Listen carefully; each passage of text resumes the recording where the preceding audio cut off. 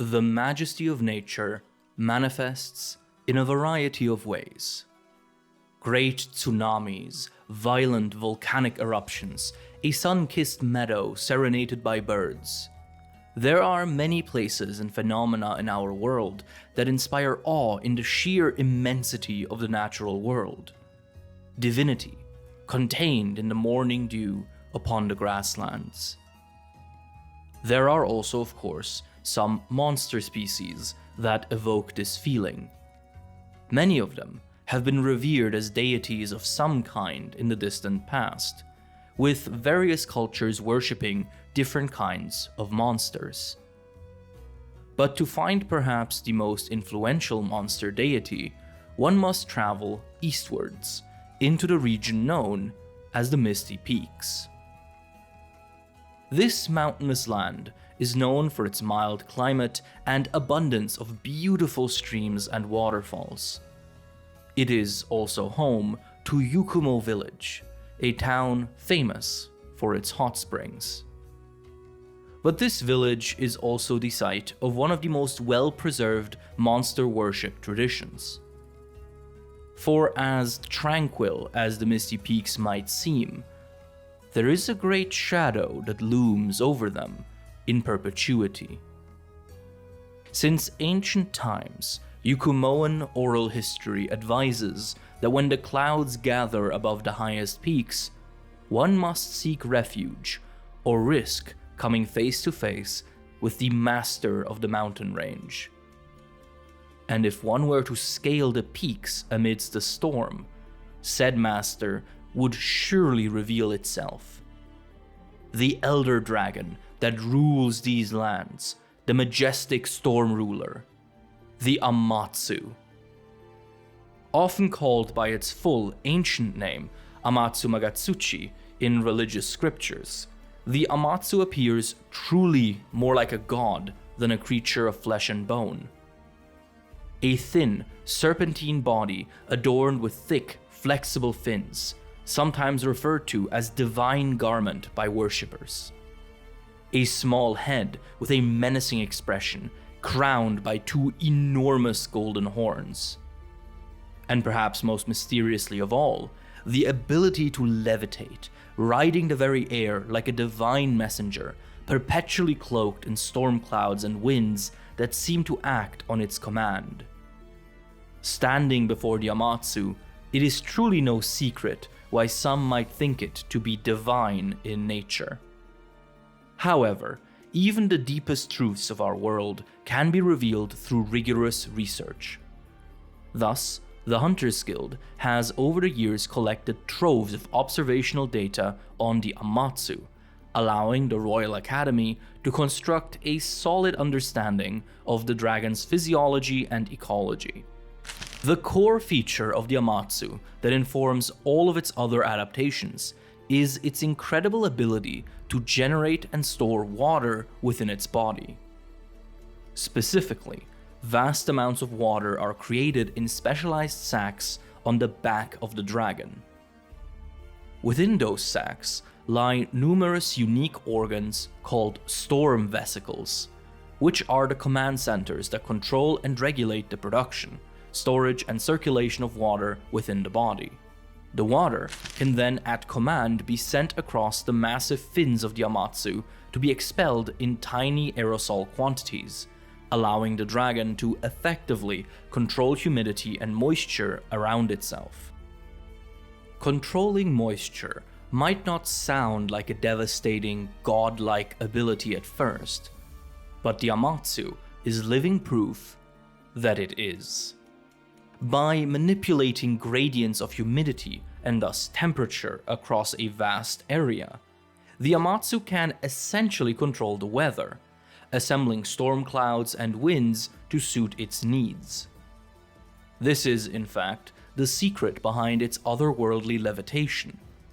By finely controlling wind currents around its body, the Amatsu can use its massive fins to remain in the air indefinitely by riding the winds it controls.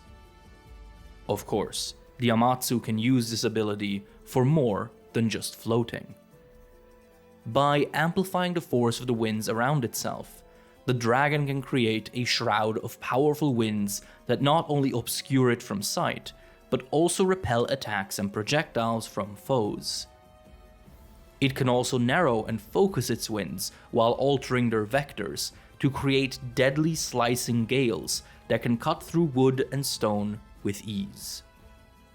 And of course, if an Amatsu is agitated, it can create wide, highly destructive storms that can utterly devastate ecosystems and even cause entire monster species to migrate in fear. During such a bout of rage, the Amatsu has also been witnessed to be able to control lightning and have its storm clouds expel electric blasts on command. How exactly it can do this remains unclear. At the center of all of these abilities seems to be a peculiar piece of shell armor located on the Amatsu's chest. This notably enlarged piece of scale armor has been observed glowing and pulsating in response to the dragon's various abilities, suggesting some kind of connection. Investigating that has, however, proven difficult. The armor of an Amatsu is extremely tough, as it has been tempered by endless assaults from the dragon's own winds. Were it just for its abilities, the Amatsu would already be considered a wonder of nature, very much worthy of awe and worship. But what truly sets this dragon apart is its behavior. Unlike other elder dragons, which are mostly indifferent to their environments and only show aggression in response to provocation, the Amatsu seems to actively seek confrontation. Ancient Yukumoan texts go as far as to say that the Amatsu is forever searching for a worthy opponent, a poetic description that is corroborated by the dragon's constant aggression towards other creatures, especially top predators such as the Zenogre. This aggression is not just reserved for monsters. Tsukito City, a kingdom not far from Yukumo, was razed to the ground by a single Amatsu, seemingly only for the crime of being located in its path. It is thus no wonder why the ancient Yukumoans chose to worship this dragon, as they hoped their reverence would spare them its wrath. As the Amatsu is always accompanied by violent storms, the most common depiction of it in mythology casts it as a harbinger of torrents and gales. Key to the religious imagery of the Amatsu is its peculiar habit of only appearing near mountain peaks, a tendency science has so far been unable to explain. As a result, the Amatsu often descends from the heavens like a divine traveler, leading to its landing sites being declared sacred pinnacles and used for religious ceremonies. While it has most commonly been described as a messenger or prophet of the divine, some more extreme branches of Yukumoan religion go even further.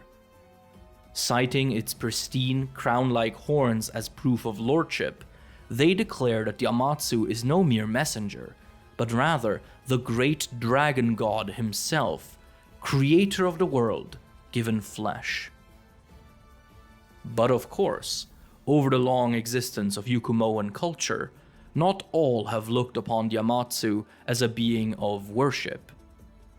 In one noteworthy incident, a group of priests called the Velkin attempted to tame an Amatsu to use in battle against their enemies.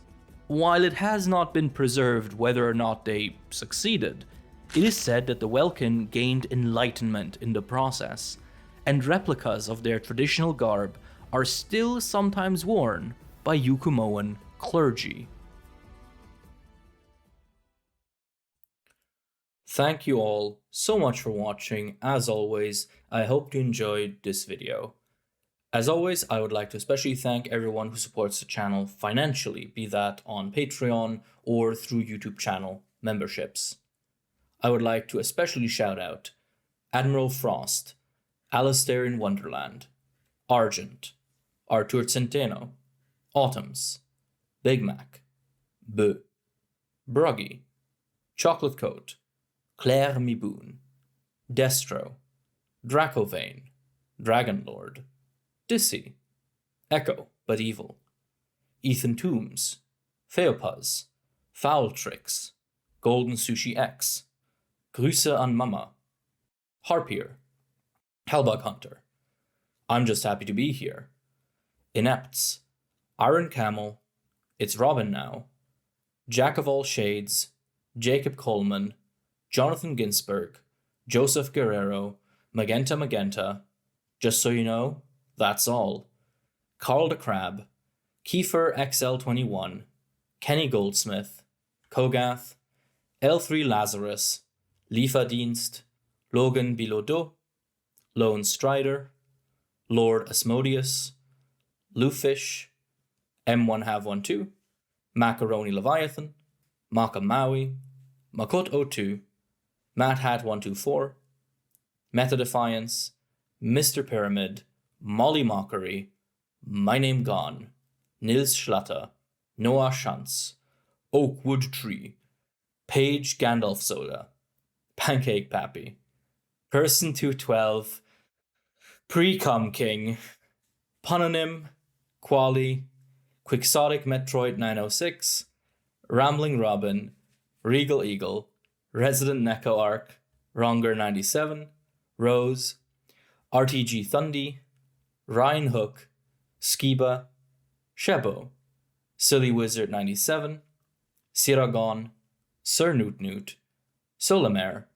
Soruka, Tacti Wolf, The Alchemist, The Iciest Man Alive, The Dollarfish, 3 Palicos in a Trench Coat, Tigrex Chew Toy, Tipped Over, Toby Kadachi's OnlyFan, Tsuki Midnight Boshi, Unk with Good Puss, Uthduna is an Octopus, Vivinova, Vulgar Beast, Volturix, Wandering Soul, Wolf of Time, Woodkey, Zafi, Zeno Garcia, Zeon HV Augenson, and Kuroneko. Thank you all, and I will see you in the next one. Take care, be safe, my friends. Bye-bye.